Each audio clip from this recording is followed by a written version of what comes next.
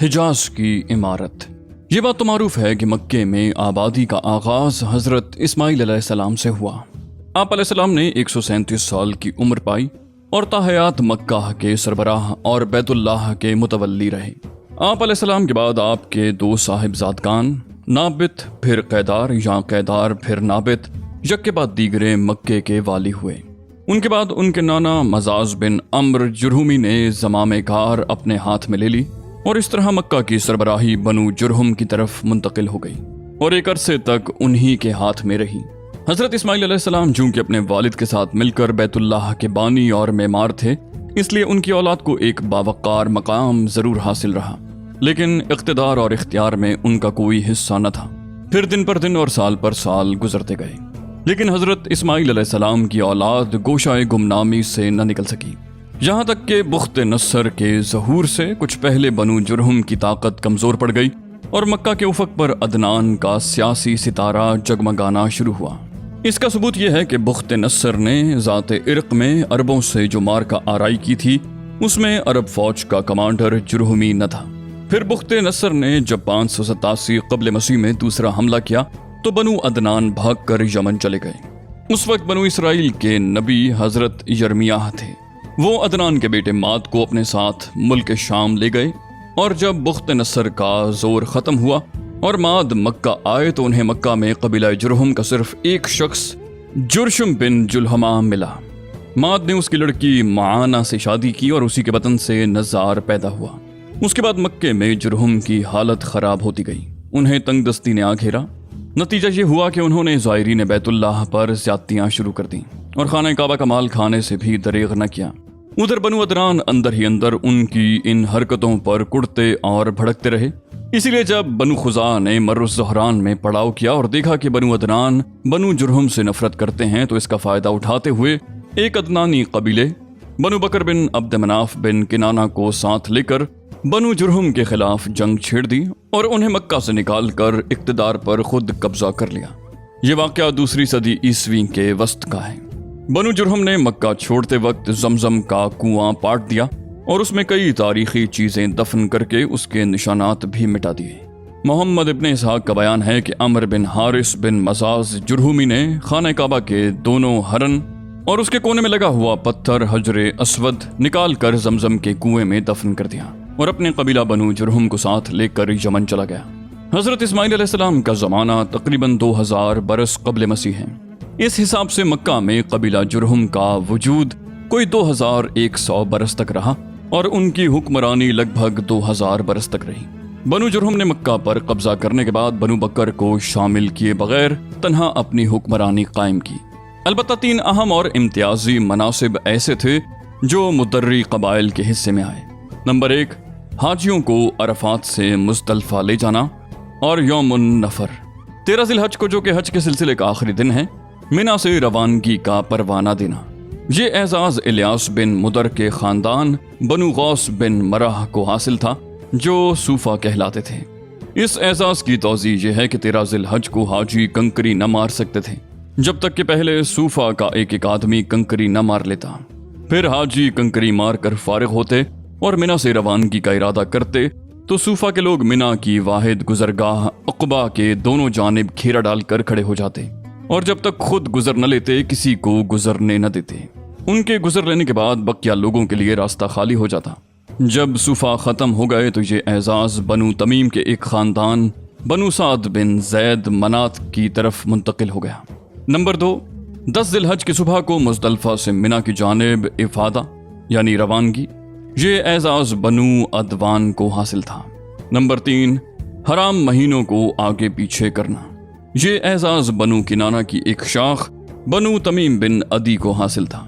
मक्का पर बनु खुज़ा का इक़्तिदार कोई 300 बरस तक कायम रहा और यही ज़माना था जब अदनानी कबाइल मक्का और हिजाज से निकल कर नजद, अतराफ़ इराक़ और बहरेन वगैरह में फैले और मक्का की अतराफ़ में सिर्फ कुरैश की चंद शाखें बाकी रहीं जो खाना बदोश थीं। उनकी अलग अलग टोलियां थीं और बनु किनाना में उनके चंद मुतफर्रिक घराने थे, मगर मक्का की हुकूमत और बैतुल्लाह की तवल्लियत में उनका कोई हिस्सा न था। यहाँ तक कि कुसई बिन किलाब का ज़हूर हुआ। कुसई के मुतल्लिक बताया जाता है कि वो अभी गोद ही में था कि उसके वालिद का इंतकाल हो गया। اس کے بعد اس کی والدہ نے بنو عزرہ کے ایک شخص ربیہ بن حرام سے شادی کر لی۔ یہ قبیلہ چونکہ ملک شام کے اطراف میں رہتا تھا، اسی لیے قصی کی والدہ وہیں چلی گئیں اور وہ قصی کو بھی اپنے ساتھ لیتی گئیں۔ جب قصی جوان ہوا تو مکہ واپس آیا۔ اس وقت مکہ کا والی حلیل بن جشیہ خزائی تھا۔ قصی نے اس کے پاس اس کی بیٹی حبی سے نکاح کے لیے پیغام بھیجا۔ حلیل نے منظور کر لیا اور شادی کر دی۔ اس کے بعد جب حلیل کا انتقال ہوا تو مکہ اور بیت اللہ کی تولیت کے لیے خزاع اور قریش کے درمیان جنگ ہوئی، اور اس کے نتیجے میں مکہ اور بیت اللہ پر قصی کا اقتدار قائم ہو گیا۔ جنگ کا سبب کیا تھا، اس بارے میں 3 بیانات ملتے ہیں۔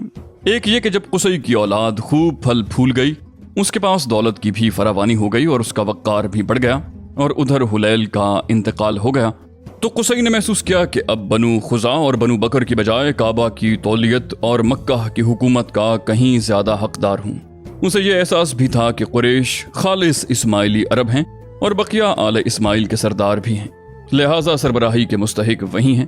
چنانچہ اس نے قریش اور بنو خزاع کے کچھ لوگوں سے گفتگو کی کہ کیوں نہ بنو خزاع اور بنو بکر کو مکے سے نکال باہر کیا جائے۔ ان لوگوں نے اس کی رائے سے اتفاق کیا۔ دوسرا بیان یہ ہے کہ خزاع کے بقول خود حلیل نے قصی کو وصیت کی تھی کہ وہ کعبے کی نگہداشت کرے گا اور مکہ کی باغ ڈور سنبھالے گا۔ تیسرا بیان یہ ہے کہ حلیل نے اپنی بیٹی حبی کو بیت اللہ کی تولیت سونپی تھی اور ابو غبسان خزائی کو اس کا وکیل بنایا تھا۔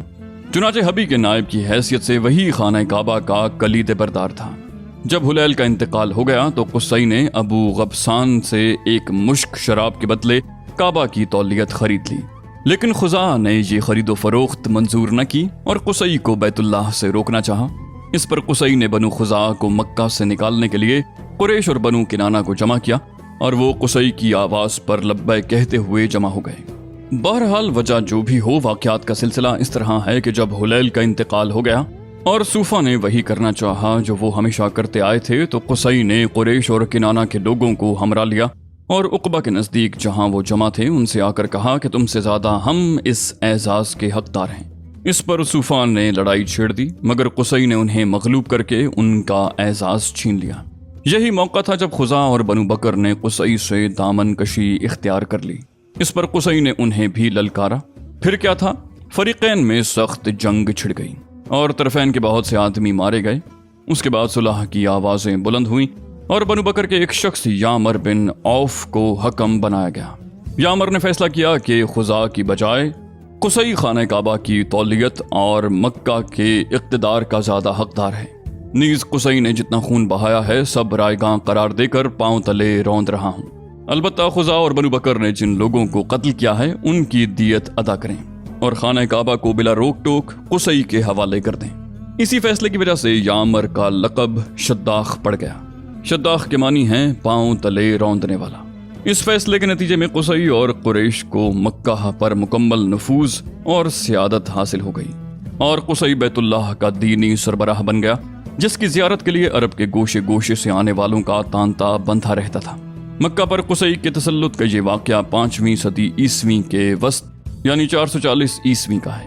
قصی نے مکہ کا بندوبست اس طرح کیا کہ قریش کو اطراف مکہ سے بلا کر پورا شہر ان پر تقسیم کر دیا اور ہر خاندان کی بودباش کا ٹھکانہ مقرر کر دیا۔